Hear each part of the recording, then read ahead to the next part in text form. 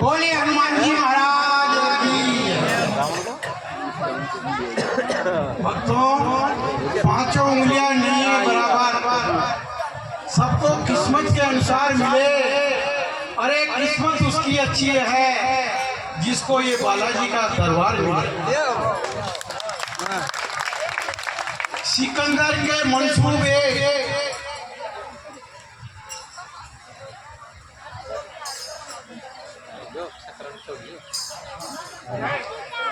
सिकंदर के मंसूबे अरे आली थे।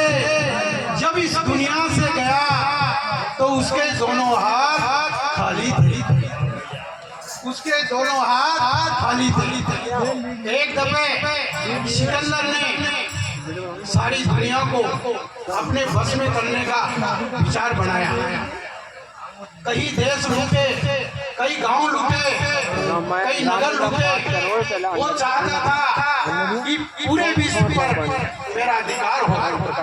एक दिन उसकी माँ उससे कहती है, अरे बेटा, क्यों निर्दोषों का खून बहाता है, क्यों गरीबों की हत्या करता है, क्यों बेवजह बेजुबान जीवों को मारता है।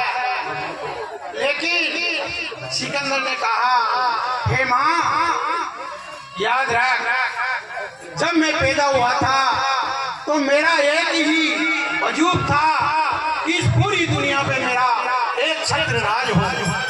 तो उसकी माँ कहती है, बेटा, इस दुनिया में ऐसा कोई नहीं जन्मा जिसका एक छत्र राज हो।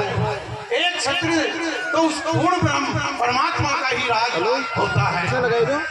समय बीतता गया, समय बीतता गया और एक दिन सिकंदर बीमार हो जाता है और हकीम लुकमान बेदों ने काफी इलाज किया, लेकिन सिकंदर के कोई फायदा नहीं हुआ। और समय बीतता गया, आखिर सिकंदर को पानी और भोजन के लिए भी तरसना पड़ा। उसके हलक में ना तो भोजन उतरता था ना पानी उतरता। वो अब ये चाहता था कि कब मेरी मौत हो, कब मैं मरूं। फिर उसकी माँ ने कहा, अरे बेटा, बता, तेरे दुनिया का निर्दोषों का खून बहाया है, तेरे को क्या मिला? तब जाकर उसकी माँ कहती है, अरे बेटा, सिकंदर के मंसूबे आली थे। जब इस दुनिया से तू गया तेरे दोनों हाथ खाली थे।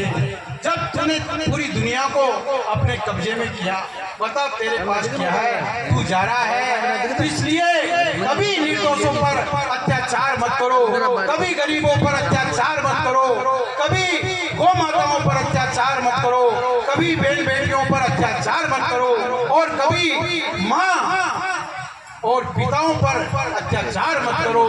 यही संस्कृति है और यही सत्संग है। सत्संग में आते हो, चले जाते हो, तिलक लगाया, माला पहनी, थोड़े बहुत गाए, थोड़े बहुत बजाए, थोड़े बहुत हमने प्रवचन दिए, इनसे कुछ नहीं होगा।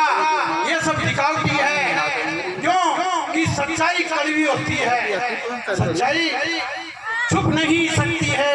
अरे बनावटी रसूलों से खुशबू आ नहीं सकती है कागज के फूलों से। कि सच्चाई छुप सकती है यदि आपसी मेल हो और खुशबू आ सकती है कागज में यदि तेल हो। कागज में यदि तेल हो तो मेरे भाई भगवान के भजन करो। भगवान यही कहते हैं कि मैं ना पैसे वालों के पास रहता हूँ, ना दिखावे वाले के पास रहता हूँ। अरे मेरा रहना तो अलग ही है। जब कहते हैं कि कंजूस, कौन होता है कंजूस? मक्खी जूस। अभी आपको पहले ही सेठ जी का मतलब बताया था, लेकिन वो भी एक बीड़ी है। शास्त्र में कहा है कि सबसे दानी कौन होता है? सबसे दानी वो होता है जो न खाता है न पीता है और औरों के लिए इकट्ठा कर रख जाता है। उसको उसके आनंद को दूसरे ही भोगते हैं। तो सबसे बड़ा दानी तो वो है भाई। तो सांप बॉर्डर बैठ जाओ जो क्यों कि या तो सांप बन के बैठेगा।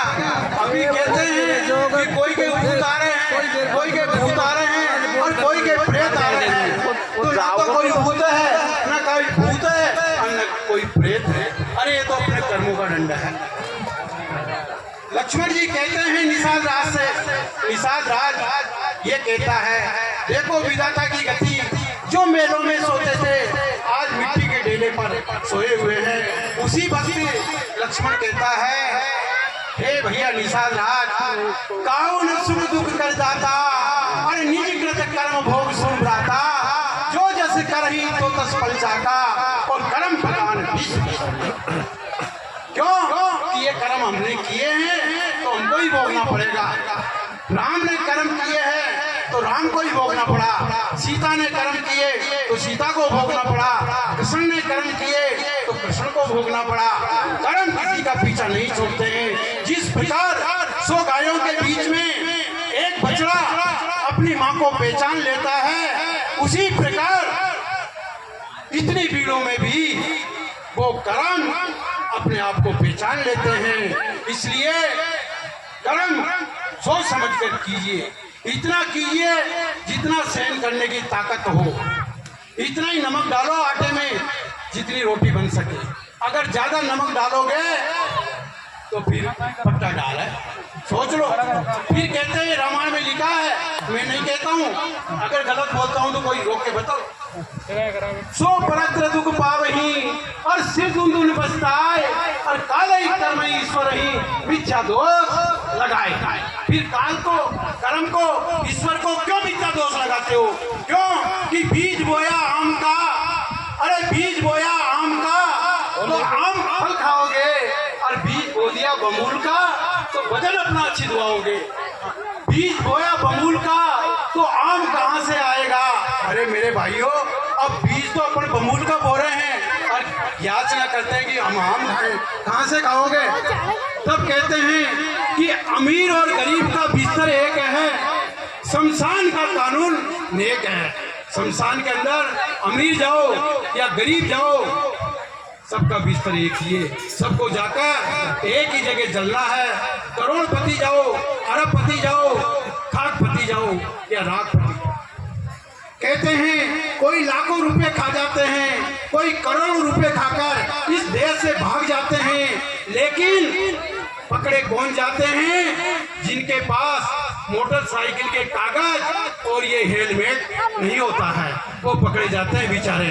वो नहीं जाते हैं जिन्होंने करोड़ों रुपए खाकर इस देश से गमन किया है, उसको तो कर्जा माफ हो जाता है। आज किसान देखो कितनी मार से मर रहा है।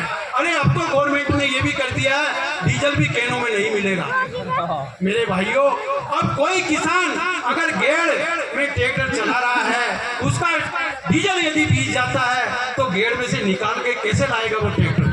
ये तो विचार करो। लेकिन बैठते कौन है?